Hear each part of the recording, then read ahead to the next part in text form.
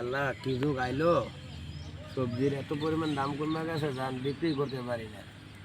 তো এই সবজি না বিক্রি করলে অভাবে সংসার কিভাবে আমরা চলবো?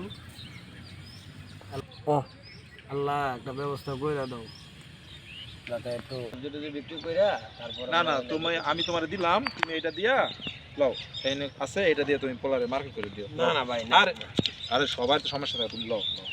আল্লাহ আপনি ভালো করে। ঠিক আছে, যাও, ঠিক আছে, যাও। দোয়া করে আপনি ভালো থাকবেন। আসসালামু আলাইকুম।